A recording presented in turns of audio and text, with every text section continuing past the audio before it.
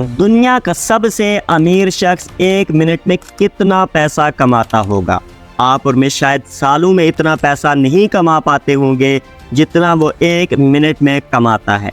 और ये शख्स कोई और नहीं बल्कि एशिया के सबसे अमीर तरीन इंसान मुकेश अंबानी है, जिनके पास इतनी दौलत है कि शायद हम उसको अकाउंट भी न कर पाए। आप इस बात से अंदाज़ा लगा सकते हैं कि मुकेश अंबानी सिर्फ 1 सेकंड में 8,50,000 रुपए कमाता है, जबकि 1 मिनट में 5 करोड़ रुपए कमाता है। अंबानी साहब सिर्फ 1 घंटे में इतना पैसा कमा लेते हैं जितना आप और मेरे जैसे शायद अपनी पूरी ज़िंदगी कमा नहीं पाते।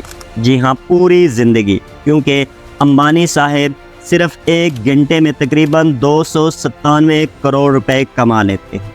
अब यहाँ सब के जहन में यह सवाल तो आता है कि मुकेश अंबानी एशिया के सबसे रिचेस्ट पर्सन तो है ही, लेकिन सवाल यह है कि उन्होंने इतना पैसा कहाँ से और कैसे कमाया? क्या है उनकी कमाई का असल जरिया जो उन्हें एशिया का सबसे अमीर तरीन इंसान बनाता है? सबसे बढ़कर, जब एक भाई गोल्ड के पानी से नहा रहा है तो दूसरे भाई का बैंकरप्टी क्यों निकला हुआ है? अज़्म हिम्मत की वीडियोज़ में एक बार फिर से खुशामदीद। अगर आप इंडिया में रहते हैं तो आप चाहते हुए भी कोई दिन भी ऐसा नहीं गुजार सकते जिस दिन आप मुकेश अंबानी को कोई बेनिफिट ना दें। टेलीकम्युनिकेशन सेक्टर हो, क्रिकेट हो, पेट्रोलियम हो या रिटेलर सेक्टर हो, मुकेश अंबानी की रिलायंस इंडस्ट्रीज हर जगह फैली हुई है और आपका हर दिन मुकेश अंबानी के किसी न किसी बिजनेस से वास्ता ज़रूर पड़ता है। लेकिन इस सब की शुरुआत मुकेश अंबानी ने खुद नहीं की थी, बल्कि उनके वालिद धीरू भाई अंबानी ने की थी। 1950 में धीरू भाई अंबानी ने गुजरात से अच्छी जॉब के लिए यमन का सफ़र तक भी किया। उन्होंने 10 साल तक इंपोर्ट एक्सपोर्ट के एक बिजनेस में क्लर्क की नौकरी भी की और इस बिजनेस को इतना करीब से समझा कि उसके बाद फिर उन्होंने पीछे मुड़कर कभी नहीं देखा। 10 साल बाद 1960 में वो वापस आए। इस बार उनके पास एक नया बिजनेस और नया आइडिया मौजूद था। उन्होंने ट्रेडिंग बिजनेस शुरू किया जिसे उन्होंने कमर्शियल कारपोरेशन का नाम दिया। शुरुआत में 8 सीसी कंपनी सिर्फ मसालों की ट्रेडिंग में शामिल थी। वो इंडिया से मसाले खरीद कर मशरिकी वस्ता और अफ्रीका में एक्सपोर्ट करते थे। क्योंकि 8 साल इंपोर्ट एक्सपोर्ट के बिजनेस से वाबस्ता रहने की वजह से इस बिजनेस का उन्हें काफ़ी तजर्बा हो गया था, इसलिए देखते ही देखते कामयाबी की सीढ़ियां उनके लिए आसान होती गई। लेकिन धीरू भाई अंबानी कुछ और भी करना चाहते थे। उन्होंने सोचा इंपोर्ट एक्सपोर्ट तो चल ही रही है, अब क्यों ना मैन्युफैक्चरिंग बिजनेस में भी कदम रखा जाए।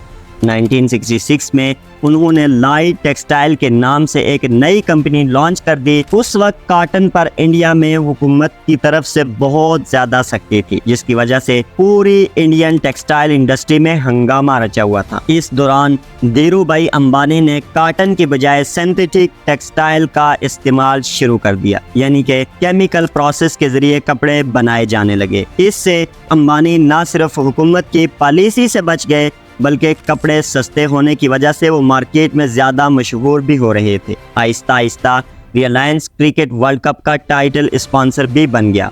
इस पर एक चैलेंज ये भी था कि धीरू भाई अंबानी की टेक्सटाइल इंडस्ट्री चलाने के लिए पेट्रोकेमिकल दूसरी इंडस्ट्रीज से खरीदने पड़ते थे, इसलिए उन्होंने अपना पेट्रोकेमिकल बिजनेस शुरू करने का इरादा कर लिया। इस तरह रिलायंस में जब धीरू भाई अंबानी बीमार हुए तो उनके दोनों बेटे अनिल और मुकेश अंबानी बिजनेस में उनकी मदद करने लगे। जब तक धीरू भाई अंबानी जिंदा रहे तो दोनों बेटे उनके नीचे मिलकर काम करते रहे। मगर 2002 में जब धीरू भाई अंबानी की मौत हुई तो एक नया डिस्प्यूट सामने आया। अपनी मौत से पहले धीरू भाई अंबानी ने अपनी प्रॉपर्टी तकसीम नहीं की थी, यानी कि उसकी डिवीजन के बारे में कुछ नहीं बताया था। तो अब उनके जाने के बाद रिलायंस इंडस्ट्री का कंट्रोल कौन संभालेगा?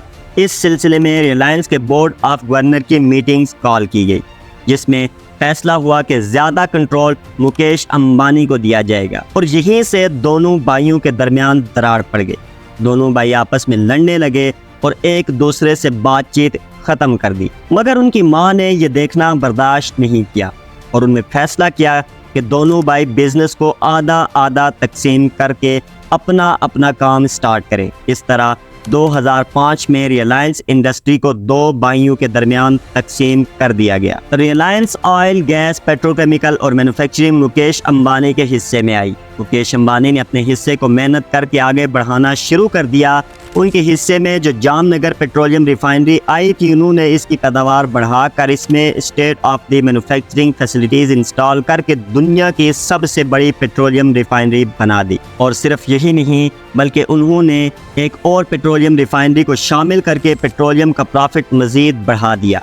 इसके बाद मुकेश अंबानी ने रिटेल इंडस्ट्री में भी कदम रख दिया, जिसके बायस भारत में एक रेवोल्यूशन बर्पा हो गया और पूरे भारत में स्मार्ट मार्केट्स के नाम से डिस्काउंटेड स्टोर्स और सुपर मार्केट्स खोली गई, जहां सार्फिन को तमाम आइटम्स डिस्काउंटेड रेट पर एक ही जगह मिल जाती। 2008 में क्रिकेट की सबसे बड़ी लीग IPL का आगाज हुआ तो मुकेश अंबानी साहब इसमें भी कूद पड़े। उन्होंने IPL की सबसे महंगी टीम मुंबई इंडियंस को खरीद लिया और ये टीम अगले कई सालों तक न सिर्फ चैंपियन रही, बल्कि IPL की सबसे कीमती टीम भी रही। यहाँ तक कि जब कोविड-19 के दौरान खाली स्टेडियम में मैचेस करवाए गए, तब भी मुंबई इंडियंस ने रिकॉर्ड प्रॉफिट जनरेट किया।